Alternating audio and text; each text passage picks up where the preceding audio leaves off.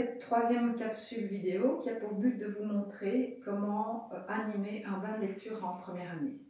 Alors tout d'abord, pour rappel, quels sont les acquis des enfants de troisième maternelle concernant la lecture. Alors nous l'avions vu quand on a préparé le stage en maternelle, les enfants sont censés avoir travaillé différentes stratégies de lecture. Pour rappel, la stratégie de lecture qui consiste à observer la taille du mot. Donc il y a des petits mots, des grands mots et des mots moyens.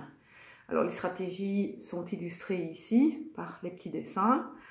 Ça c'est la stratégie la plus rapide puisque c'est celle qui permet d'identifier tout de suite, sans entrer dans des détails, si deux mots sont similaires ou pas. Une autre stratégie assez rapide également, c'est de repérer les indices visuels des mots. Donc ici, on a le mot maison et le mot maître, et on voit très bien que sur le mot maître, il y a un chapeau japonais, donc un accent particulier ou un accent grave, un accent circonflexe, donc qui permettent de dissocier ces deux mots. L'autre stratégie, c'est la stratégie qui consiste à observer la forme, ce qu'on appellera la silhouette du mot. Donc ici, on voit que le mot latte, il y a deux lettres montantes, alors que sur le mot lune, il n'y en a pas. Autre stratégie, c'est je regarde la première lettre. Si la première lettre n'est pas la même, c'est forcément pas le même mot. Ensuite, je peux regarder chaque lettre également lorsque j'ai affaire à des mots qui sont très similaires, comme poisson, poison. Là, je fais une correspondance terme à terme. Je compte le nombre de lettres, c'est une stratégie que je vais utiliser lorsque j'ai affaire à des mots qui ont plus ou moins la même taille. Et donc pour les dissocier, je peux utiliser cette stratégie-là. Alors on va également rappeler que dans certaines écoles, dans certaines écoles, on utilise la méthode des alphas, donc que vous connaissez évidemment, qui a pour objectif d'aider les enfants à mémoriser le graphème, donc la forme de la lettre, et de l'associer à son phonème, c'est-à-dire au bruit qu'il fait. Donc, pour donner un exemple, le B de botte, le C de cornichon, etc. etc.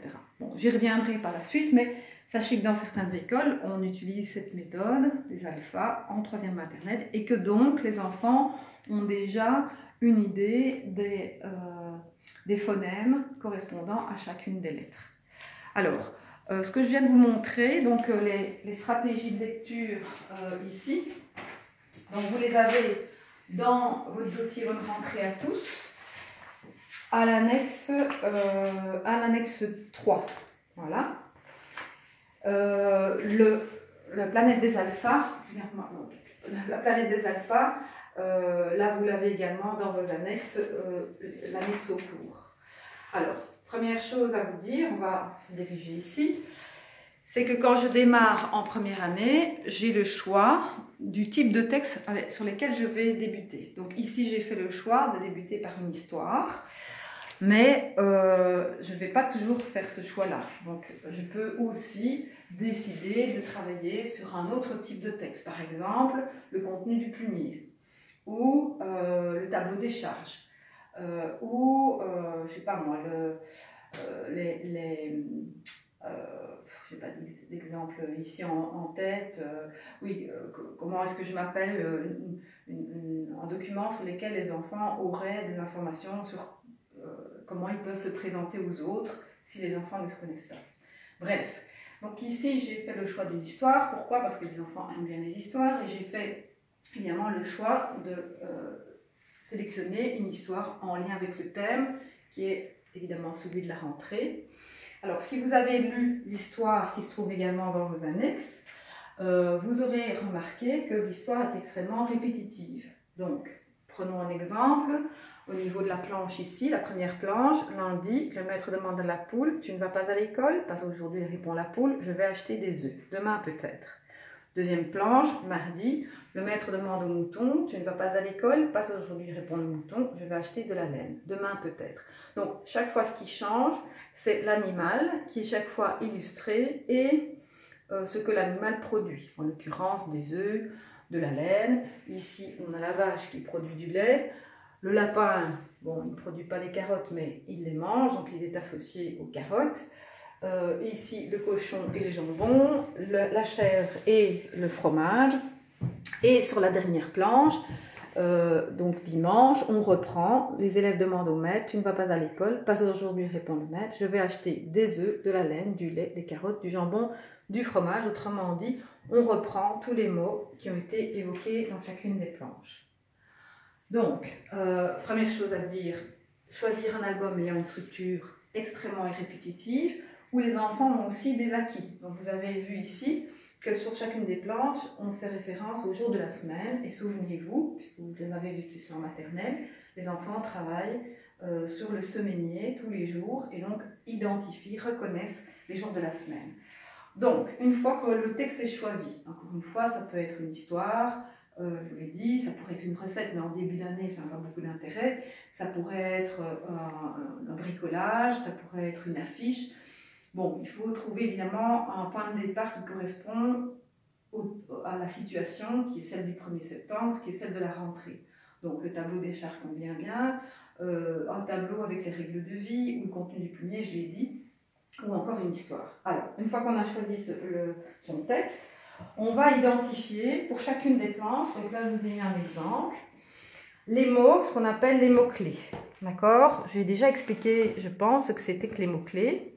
Les mots-clés, ce sont les mots qu'on aimerait que les enfants retiennent en lecture globale, donc, et qui sont importantes pour l'histoire. Donc ici, j'aurai le mot maître, le mot poule, le mot école, poule je l'ai déjà mis, œufs, et ce serait déjà pas mal pour cette première planche. Et évidemment, le jour de la semaine, puisque les enfants sont censés les connaître. Alors, je vais prévoir, en guise de préparation de mon bain de lecture, 2 types de plaquettes. Donc, vous voyez ici, j'ai une première plaquette avec le mot-clé que j'ai identifié sur ma planche, qui est le mot maître. Je l'ai écrit ce mot en écriture script, donc imprimé minuscule, et il y a à chaque fois un petit volet illustré pour ce mot. Et je vais prévoir le même mot, mais en écriture cursive. Et je vais faire de même pour chaque fois avec le volet rabattable. Et je vais faire de même pour chaque mot-clé que j'ai identifié sur ma planche. En l'occurrence, poule, œufs, école. Et tout à l'heure, j'ai dit lundi. Donc en général, les mots-clés, je les choisis de sorte que je puisse les illustrer. Mais parfois, les mots-clés, lundi, pour illustrer lundi, c'est un peu compliqué. Donc, on ne le fait pas. Mais on sait qu'en principe, les enfants savent les lire. Donc, ça, c'est pour la première planche. Évidemment, dans mon album, je n'ai pas qu'une seule planche. J'en ai, je ne sais plus combien, ici, 1, 2, 3, 4, 5, 6, 7 planches, forcément, puisqu'il y a 7 jours de la semaine. Donc, il y aura autant de mots, à peu près ici, donc j'en ai identifié 5 mots-clés par planche sur lesquels on va essayer de travailler.